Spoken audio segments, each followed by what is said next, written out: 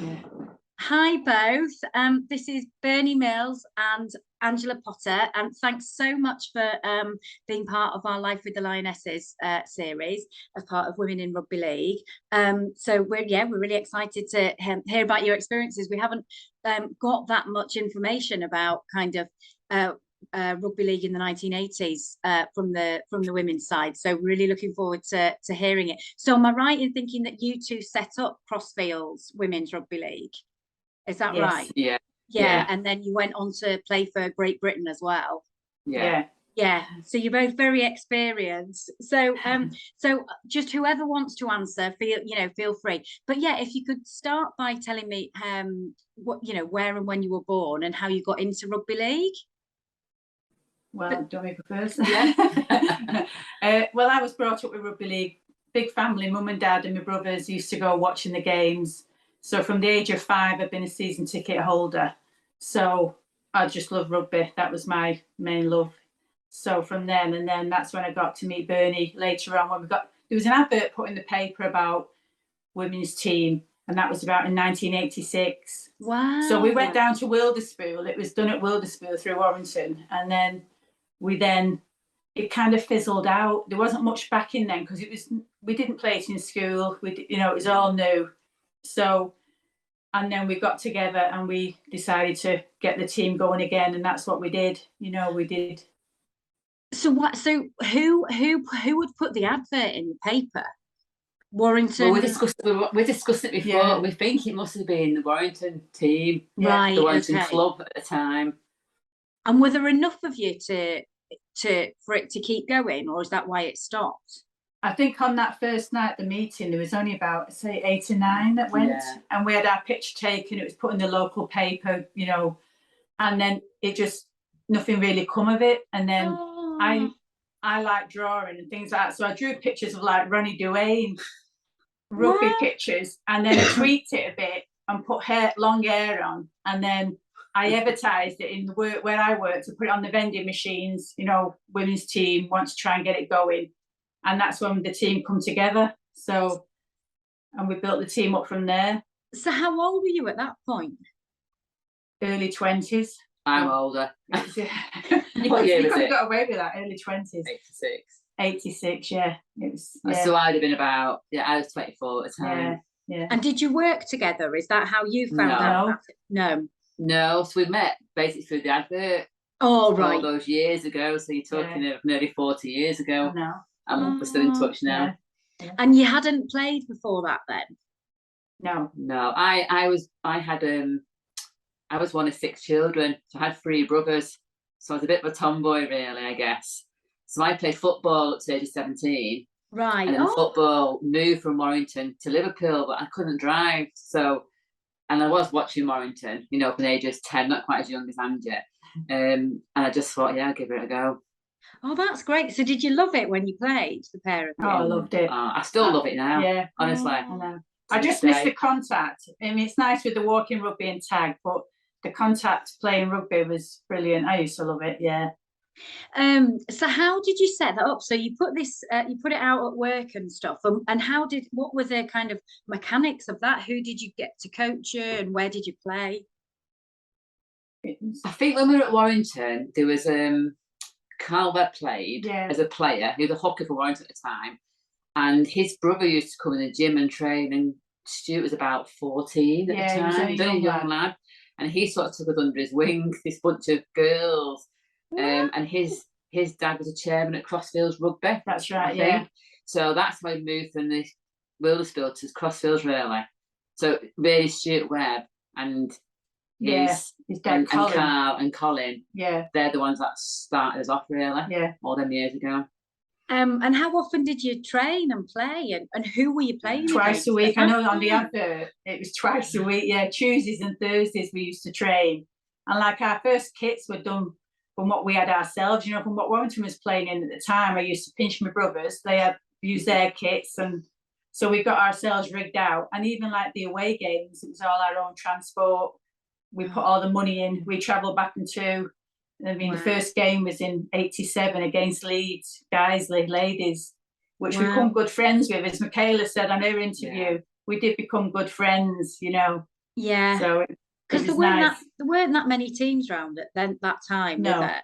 So did you kind of organise your own league? Was there someone organising that, or did you just? I think there was Dave Clayton. Dave Clayton looked after Guiseley, and there's a gentleman called Rod Later who does a Dudley Hill.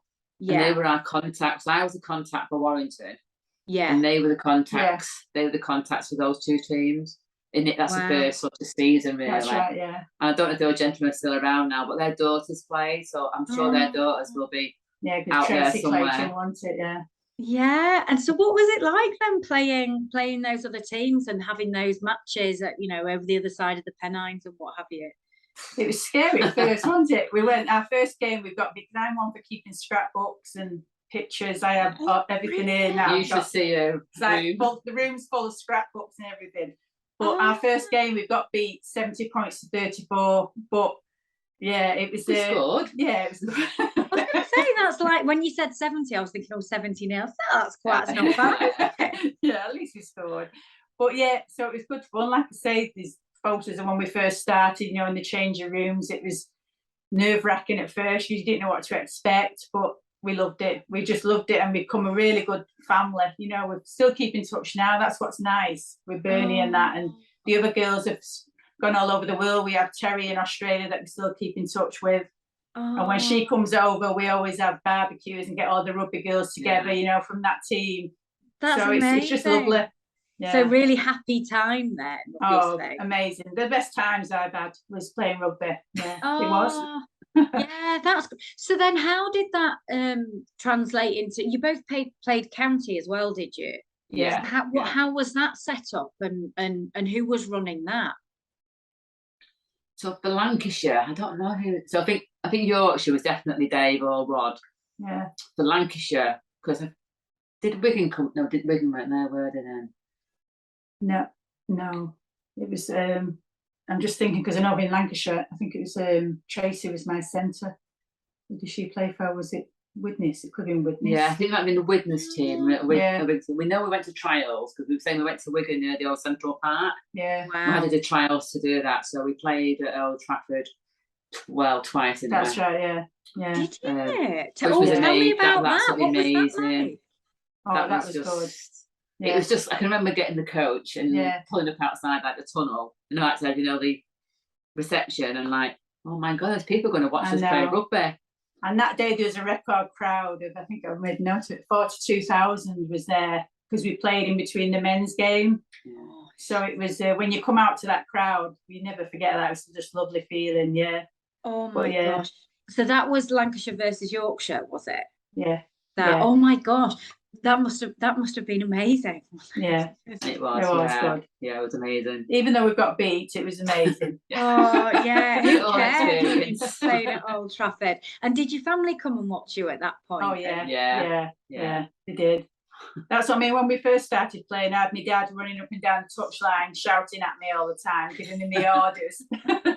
But yeah, we've always had the backing from all the families that have come and watched us. Yeah. Oh really? Yeah. So that was when did you play at Old Trafford? That was in, I think it was, got the programme here, 1991. Oh wow. So had you already played for Great Britain at that point as well? Yeah. Can you talk me through that? How did that come about? Well, we had to go for trials again, didn't we, at Leeds? I think that was Dave Clayton from Leeds going with leading on that. He was very instrumental in a lot of the stuff. Yeah. In the Ladies Rugby League. Again, we had to go to trials, and you had like Keith, who were there then, Halifax, Lisa McIntosh. Yeah. You had Dudley Hill, Crossfields, Guiseley, Widnes, and another team, I think. But again, you had to do a trial for that. We had to go through a trial, then you got picked to go to France. Yeah. Which was just before my wedding, so my husband wasn't very happy to be. Was a little bit, don't you break anything. Oh my God. Otherwise, wedding's off. Oh my goodness. So what was the trial like? What did it involve? You just put on playing what you're taking off. Yeah. Just like mini tournament type thing, keeping it going, and you just put on, taking off, put on, taking off. Right. And, Oh my gosh. And was it, did it feel like a different level to what you'd been playing at? Was there more pressure and what have you? Yeah. And it was hard. Yeah, because you're playing with players that you weren't familiar with. So when you play in your own team, I know, because I played in the middle, I know what Andrew done the wing. Whereas when you're playing with people you play against, it's a totally different discipline, isn't it? Yeah. You can't read what they're going to pass that ball to or kick that ball. Whereas when it's your own play, you know what they're capable of doing. Yeah. So it was a different level. Yeah, and I think, I was surprised I got chosen. I don't know how Andrew felt. So he's good. It's it was an honour though, wasn't it? Oh yeah, it was brilliant. Definitely. Yeah. How did you find out you'd got chosen? Was it end of the day? I think it was the end of the. I'm sure it was over 2 days. Tell your story when it was the same day because you got a phone call. Oh yeah, because I know them days we didn't have mobile phones. No. And I know when the coach stopped and brought us back from Leeds, we all queued up outside the phone box in on Pagget Lane type thing. It was near that area for Warrington. We all queued up at the phone box to ring our family to say we've been picked, you know what I mean, for Great Britain. So it was lovely. But when I tell my daughter that now, and she looks at me, so I say, yeah, because there's no mobile phones. You can't just take photos and tell people straight away. We had to all queue up outside the phone box, rushing in to try and tell everybody, the family. But yeah, it's a lovely feeling. And work was good. The place where I worked, they backed us and sponsored us and that. So that was nice as well. They paid so much towards, going. Really? Oh, fantastic. Which was nice of them at the time, because like you say, none of this was publicised much. It's. I know a lot of it was self-funded for us so we didn't have, you were given a kit, but you didn't have a lot of the funding to go travelling there. Yeah. And I know one of the girls, who she's had a young family, she sold a camper van to pay for her trip to go. And I just thought that's an amazing thing to do when that's how we had to raise the money ourselves, really. That's how dedicated she was, Yeah, definitely. So when you were chosen, did you know that there was going to be a Tour de France? Was that what was always in mind? Yeah.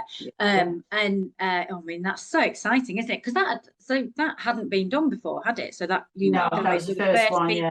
Like, oh my gosh. So what was it like? What was the preparation like? Did you have to do much training before? We did actually, we did, we did. So we had training sessions in Yorkshire and we had a couple of sessions in Warrington. And then different players come down, different coaches came down and helped us. Kevin Tamity was very good at the time, wasn't he? Kevin Tamity helped us out a lot. He was, give us time, which was good of him, to come in and do that. Yeah, definitely. And presumably you were all working full time and some of you had family. Did you have families at the time? Did you have children at the time? No, children came later. Yeah, okay. And did you enjoy the training for it? Did you enjoy leading up to it? Yeah, it was good. It's exciting. Yeah, it was brilliant. Really was. I think it was really exciting because a lot of the press were getting hold of things as well a little bit, and so the press were in touch. And of course, when we did a challenge cut, which I know is like more domestic, not the international side of it, but we got quite a lot of media attention, but more from the domestic side when that would be prior to the Lionesses, basically. So we're like on Granada reports, we were in the local papers.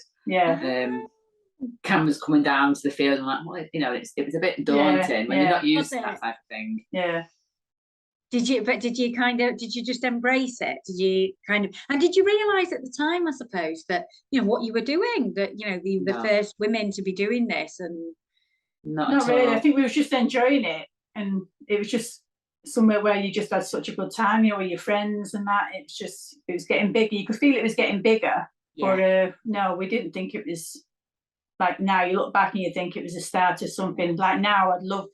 It's lovely for the girls to have it at school and things like that now, and tour in Australia. I mean, that is fantastic. I mean, you can't ask for more, We were just born too early. Yeah. I know, we were. Yeah.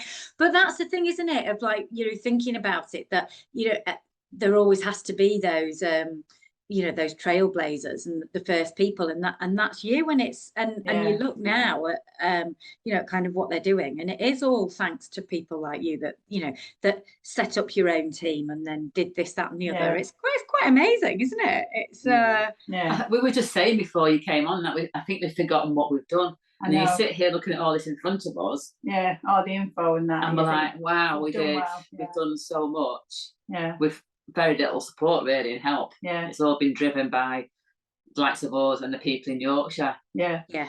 Yeah, definitely. So on that note, what in terms of, I know you said, Angela, that work were very good. So were people out fundraising and things to get you to France?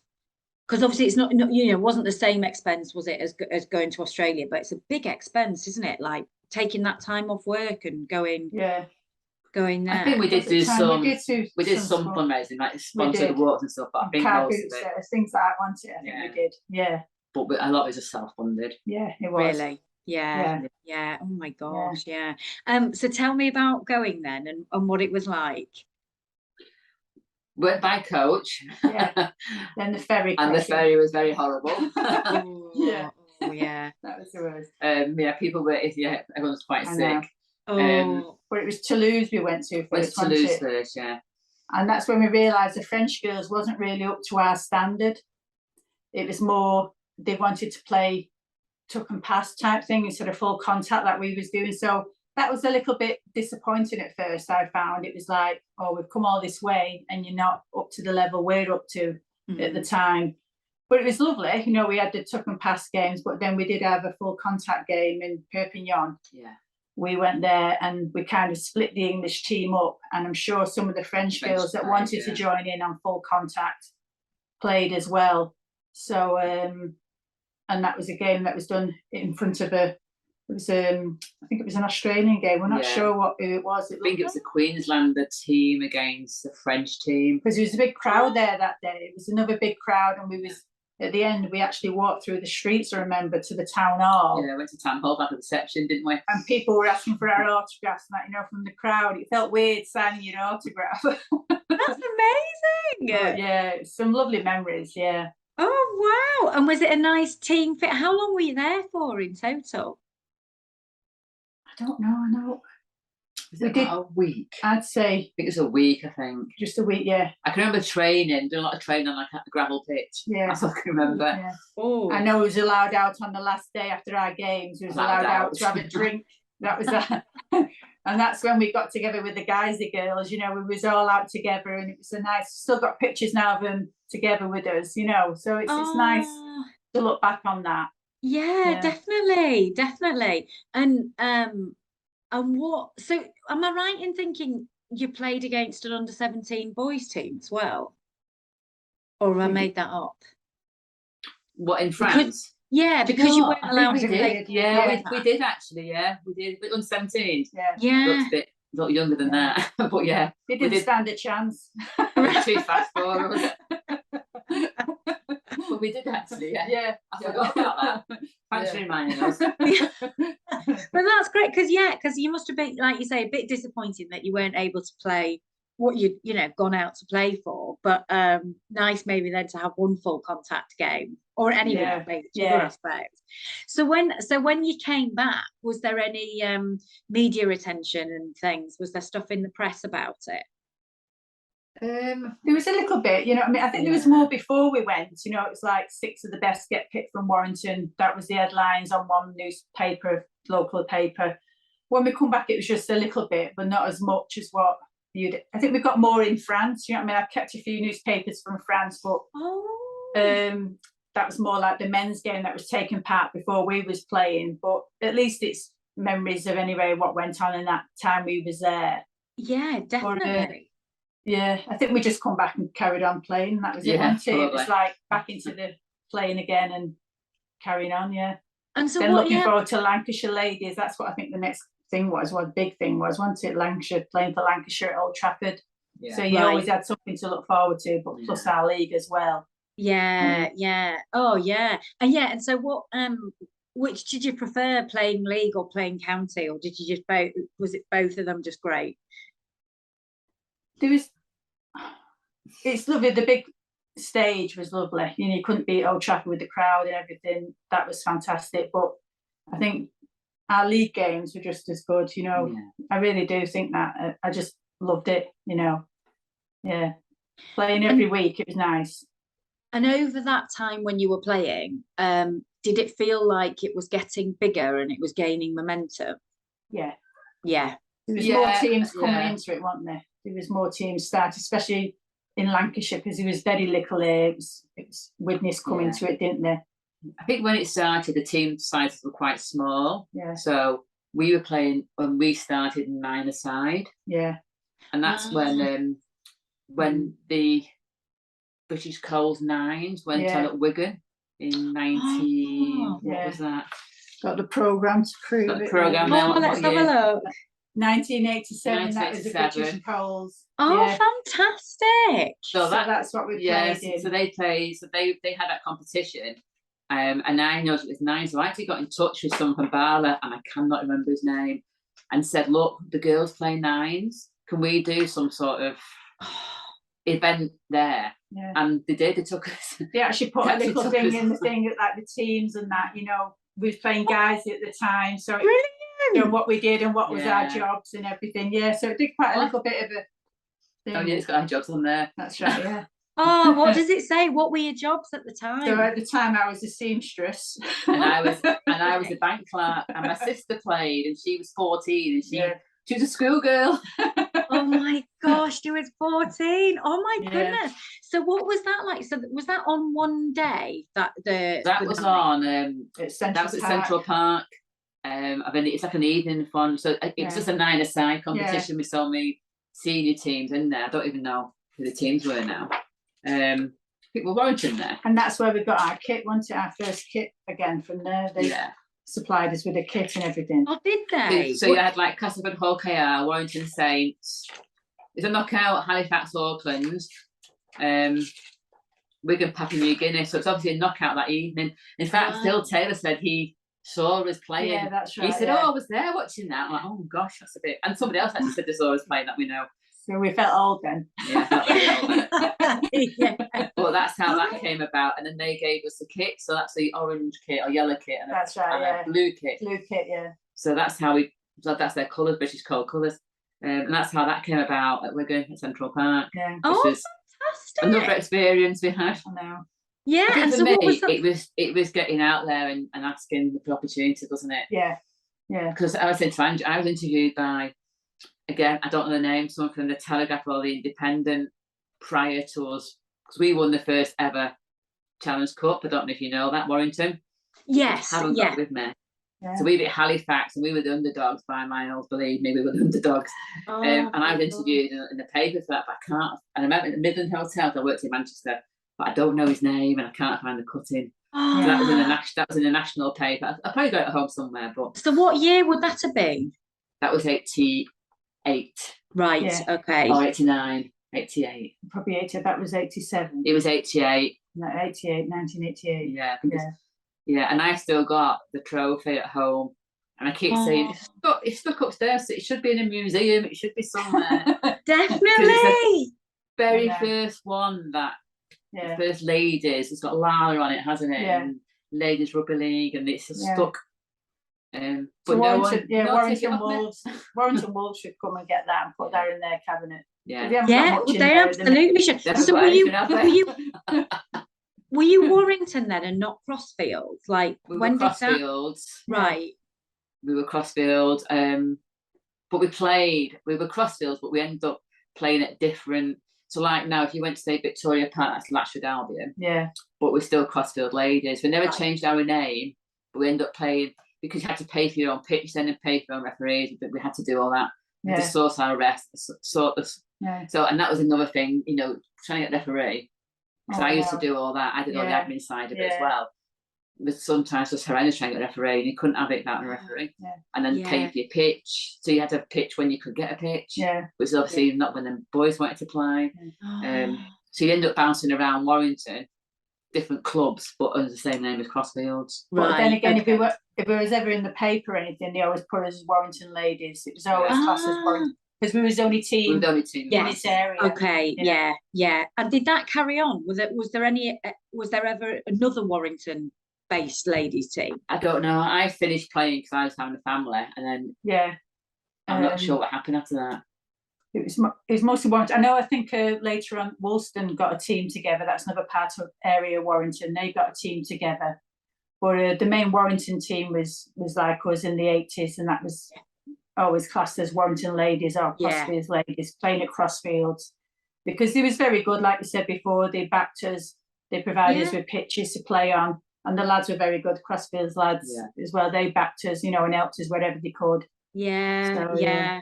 Oh, that's great. And so when you came back from France, so that was 1989, and then 91 was Old Trafford, and then did you just carry on playing? How long did you two play for after that?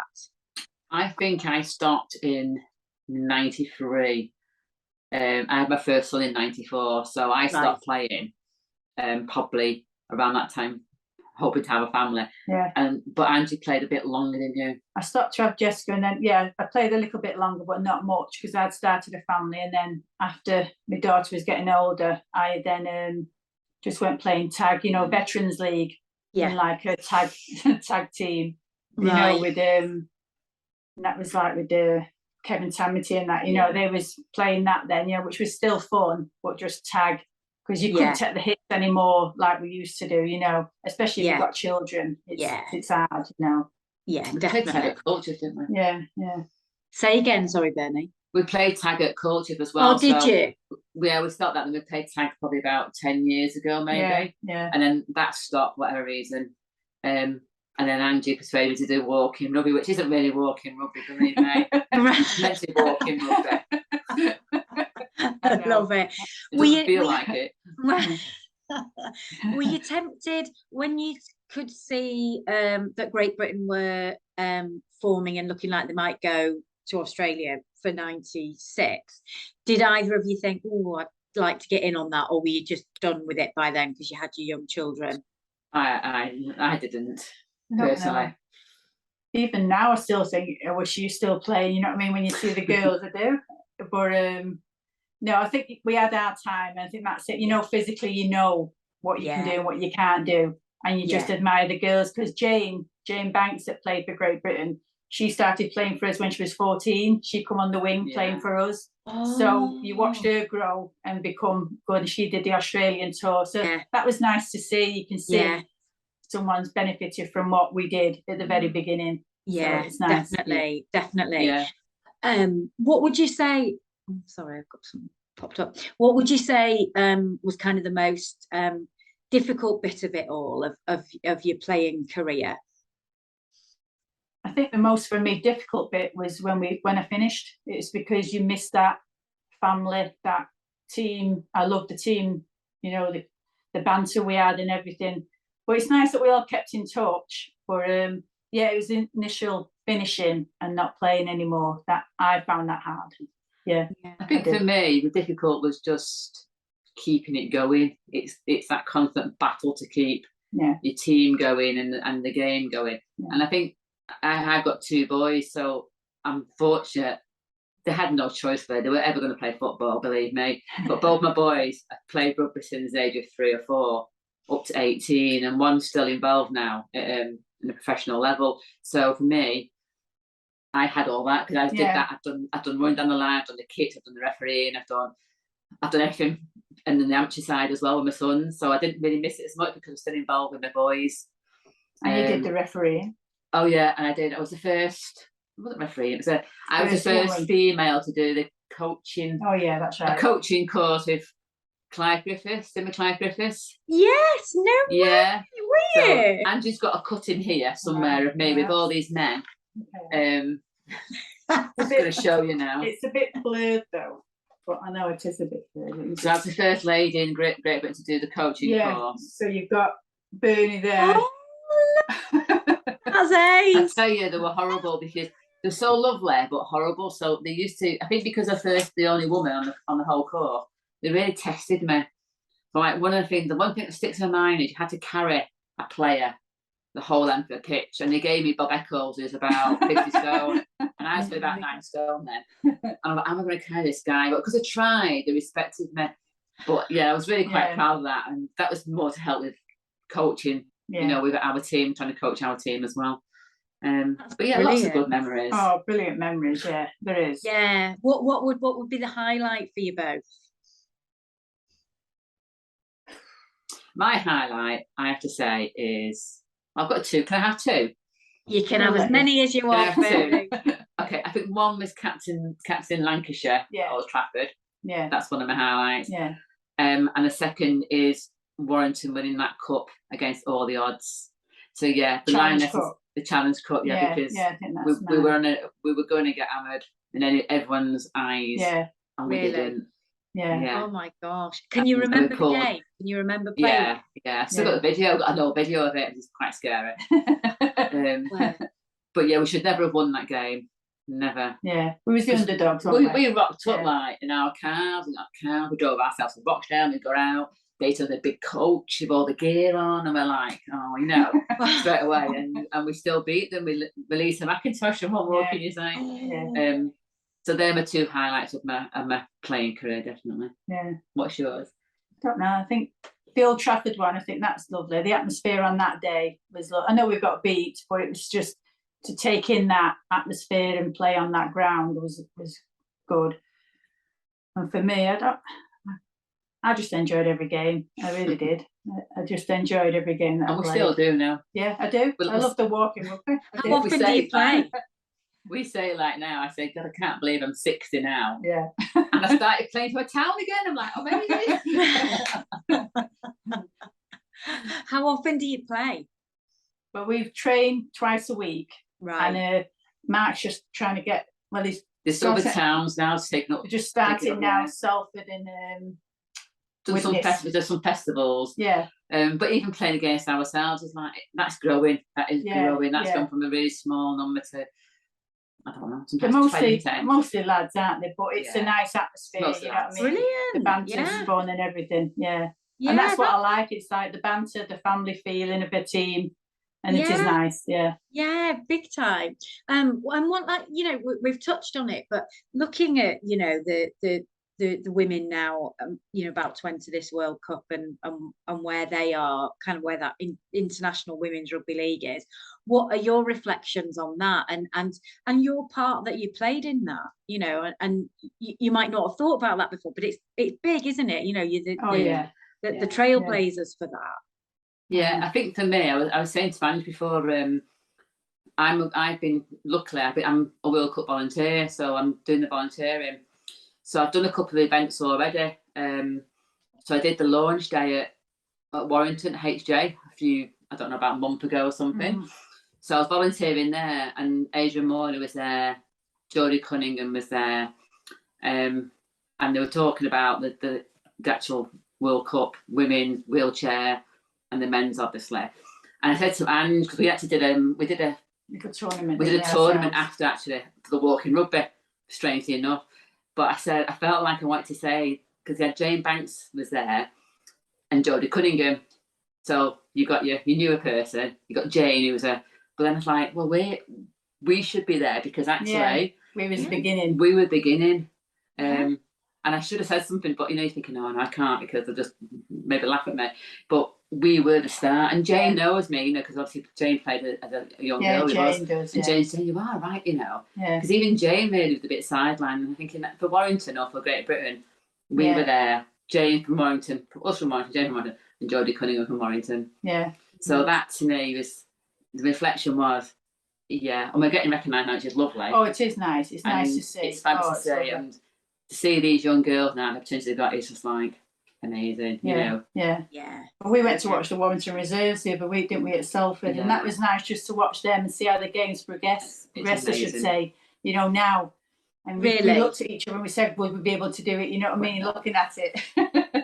But yeah, it is lovely to watch now and see how it's come on from what we had, you know. Yeah, definitely. And that if you guys hadn't done that, and things like the setting up of the team, you know, and making sure that you had the refs and the pitches. It's like it wouldn't be there now if you hadn't done that. And that's great, isn't it? Yeah, you forget that, don't you? You forget, I suppose, like all the little things you did. Oh, like the building blocks, weren't they? It's like if we were short for a team one day, we were short for team players, weren't we? And we're knocking people up before we're travelling across the Pennines, knocking them up. Come on, just make the numbers up. We need a team. We can't play unless we've got a full team. So you're doing that and you're dragging them out, putting them in the car, going across the Pennines and playing. And then they loved it. And then they come back then for training in the week. But yeah, it was like, that's what we did just to get a game. We wanted to play and we just needed the numbers at first, didn't we? And that's how desperate we was, just to get people playing, People that come just to watch us and sometimes put a kit on, we'll get you a pair of boots that'll fit you, you'll be all right. But yeah, that's what I mean, the laughs, and we've still kept in touch now. It's lovely. No, it is nice. That's really nice. So yeah, you're still a bit of a gang then. You still all meet up and things. Yeah. Do you ever meet the other teams? Do you ever meet people from Guiseley or Halifax or anything? Do you ever bump We haven't done, have we? No, we've not. I mean, we're friends on Facebook. I think now with Facebook it's a lot easier. You can still chat and do things. But yeah, it would be nice to have a big reunion, I think, for all the girls. Definitely, yeah. Well, I mean, that's what this was Julia's idea, partly behind this project, that to get people together and to remember that these kind of the roles that you've all played in making women's rugby league where it is now. And Bernie, when you're talking about that trophy and thinking that it needs to be on, needs to be somewhere, it absolutely does. And Julia would take it off you in a second, in the archives and stuff, because it's stuff like that actually the women's game just hasn't been documented at all. And there's this massive archive at Heritage Quay in Huddersfield, and it's all men, it's all the male. Is it? Yeah, until now. And Jackie Sheldon is giving her collection to it, and she's got lots of different things, and I've seen maybe a bit like you, Angela. Jane Banks has got all her press cuttings and things like that, and that begins to tell the story. And it's like I think Phil Taylor that come down, he took a lot of copies of what I had. He took it away and did copies. Come back, because we even had like a few videos, didn't we? And you watch them back now, it looks like we're in slow motion, doesn't it? But maybe we were. But the quality of the videos, them days compared to now. But yeah, so it's nice that they've took that information and used it, I think, Definitely, yeah. To let people see. I'll get in touch with Julia, because we know Julia, because Julia played for Fulham, I think. I'm sure she played for Fulham. She did. She said we played against Fulham. We went to Fulham, didn't we? Yeah. In fact, we went to Fulham. I forgot we went there as well. That's right, yeah. Oh, wow. On a coach, actually. We treated ourselves to a coach. Yeah, so tell me, you were just about to tell me about when you went to Fulham. You played in Fulham. We'd never seen anything like Concord. And I remember it was about to kick off, and and all of a sudden Concord flew over. And we all just stood there watching it. And Terry, she's known as F-off Terry because she was always swearing. She's an Australian from Alice Springs, so she... Say no more. Yeah, she was telling us, forget that, and concentrate on the game. But it just seemed weird. You seen Concord fly over so close, and we just all stopped and was fascinated by it. Was F-off Terry in your team or in Fulham? She was in our team, yeah. She's my friend in Australia. She was our scrum half, and she played for Great Britain as well. Even she had an English father, but she's back in Australia now. Right. But we've kept in touch. She's been my bridesmaid twice. Yeah. That's great. Oh my gosh, it sounds like you made so many good friends and we did. Great times. Yeah. And how lovely that it still carries on now, that you're still doing this together and what have you. We do this. We watch Warrington together for our sins. Oh, do you? Do you? Yeah. We sit together in the stadium. So that's what I mean. We've been friends for years. Yeah, that's lovely. Can't get rid of her. Yeah. Have you got any tickets for the World Cup? Well, I'm volunteering. Yeah. Of course you are. I'm volunteering at HJ for the free going to Adelaide, and might get the quarter final, but no, I haven't. No, I've not. Because I did actually go to Australia and watch the World Cup in 2017, was it? Oh, brilliant! It's 2017. Yeah, that's right. I think it was. Yeah, so I went to watch Wales. Unfortunately, my mum was Welsh. She's passed away now. But my son, my eldest son, was working with John Kay as the analyst. Oh, So yeah. he was working with a squad. So me and my youngest son, we went around Australia just following Wales, really. So that was another amazing experience. Yeah. Oh wow, God, it's like, yeah, you've got so much out of rugby league. That's great, isn't it? Like, I have, and Steve, my son, he's been at, he's been all over. Yeah. He's done loads of different clubs. Again, he's just worked his way up. Was at Cass with Darryl, and now he's at Warrington, which obviously is where he's been brought up and bred, and it's been a tough year this year, but it's his dream job and he loves it. So I love it. I'm thinking, what's going on? And and Daryl's like a really good friend of his, and he's become friendly with us, Daryl. So it's really nice for me being a rugby fan, and it's like you feel like you really belong. But we're Warrington through and through. I know. Yeah. No. He was talking to Wigan, my son. He was to Wigan, I won't be coming to your wedding, so that was it. Oh, that's great. That's so nice. And thinking about as well, like kind of being part of this project. I mean, I've got a couple of things to ask you actually when I stop recording, but what does that mean? Is it nice to remember these stories and and kind of like finally be seen for what you've done and things? I think so. I think the women's sports now so prominent, isn't it, with the Lionesses winning the football, the Euro, and of course the rugby. They do really like the Rugby League, don't they? I just think I would say the last sort of 6 months is really. I think so. It's been reignited for us too, because we just started playing touch rugby again. Yeah. Or walking rugby. And we've never had this much attention for like, I'd say 30 years. I know, easily since we retired, really. Yeah. And it's nice because I think we did sort of think, oh, look at them, they're getting all this publicity, and yet we started that off. And I know a lot of players think that, but you don't want to be that. You're not bitter. You're just thinking, well, at least it's recognised, and you see all these girls now. When we played the other week at a festival, it's all girls. All these hundreds of girls playing rugby. And it's like, wow. Yeah, that's amazing, isn't it? Yeah, it is. And like you said, Angela, at the start, like that they're now, the opportunity to play at school, which you didn't have. That's right. It wasn't at school. And no. and I remember, like you were saying, Bernie, about you